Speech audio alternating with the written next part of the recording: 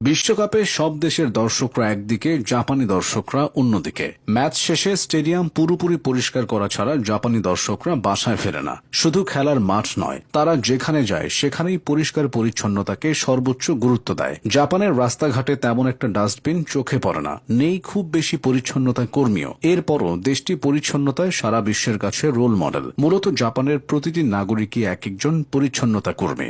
নিজেদের ময়লা তারা নিজেরাই পরিষ্কার করেন, তাই আলাদা করে পরিচ্ছন্নতা কর্মী বা ডাস্টবিনের প্রয়োজন হয় না। নিজেদের করা ময়লা নিজেরা পরিষ্কার করাকে জাপানিজরা ইবাদত মনে করে। তাদের এমন মনোভাব গড়ে ওঠে একদম শৈশবে, স্কুল জীবন থেকে।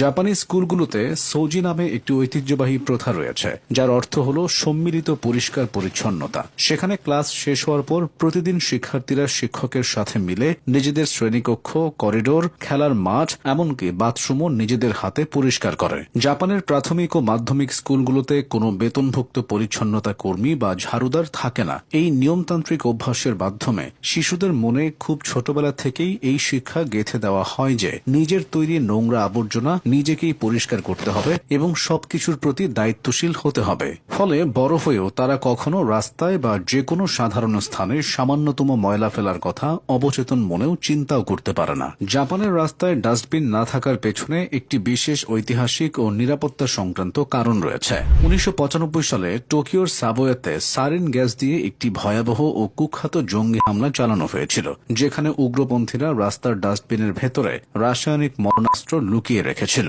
সেই মর্মান্তিক ঘটনার পর থেকে নিরাপত্তার স্বার্থে জাপানের সব প্রধান রাস্তাঘাট এবং স্টেশন থেকে গণ ডাস্টবিন পুরোপুরি সরিয়ে নেওয়া হয়। ডাস্টবিন না থাকায় জাপানিজরা একটি নিয়ম কঠোরভাবে মেনে চলে। তারা সারাদিন বাইরে যাতায়াতের সময় চিপসের প্যাকেট, টিস্যু পেপার, পানির খালি বোতল বা যে কোনো ছোটখাটো আবর্জনা একটি নির্দিষ্ট পলিথিনে ভরে নিজেদের ব্যাগে বা পকেটে রেখে দেয় এবং রাতে বাড়ি ফিরে তা নির্দিষ্ট স্থানে ফেলে।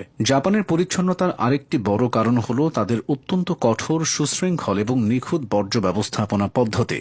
জাপানে আবর্জনাকে প্রধান কয়েকটি ভাগে সূক্ষ্মভাবে ভাগ করতে হয়। প্রতিটি আবাসিক এলাকায় নির্দিষ্ট তারিখে এবং নির্দিষ্ট সময়ে নির্দিষ্ট ধরনের ময়লা সংগ্রহের কঠোর নিয়ম থাকে। কেউ যদি ভুলবশত বা অলসতাবশত ভুল জায়গায় ময়লা ফেলে রাখে, তবে পরিচ্ছন্নতা কর্মীরা সেই ব্যাগটি গ্রহণ না করে তার উপর একটি লাল সতর্কতা স্টিকার সেটে দরজায় ফেরত দিয়ে যায়। জাপানি সমাজে এটি অত্যন্ত লজ্জাজনক এবং অপমানের বিষয় হিসেবে দেখা হয়। সামাজিক মর্যাদার ভয়ে এবং প্রতিবেশীদের সামনে হেয় প্রতিপন্ন না হতে সবাই এই নিয়ম নিখুঁতভাবে মেনে চলে। পরিচ্ছন্নতার এই তাগিদ শুধু রাষ্ট্রীয় আইন বা অভ্যাসের মধ্যে সীমাবদ্ধ নয়, এটি জাপানিদের ধর্ম, দর্শন এবং আধ্যাত্মিকতার সাথে গভীরভাবে জড়িত।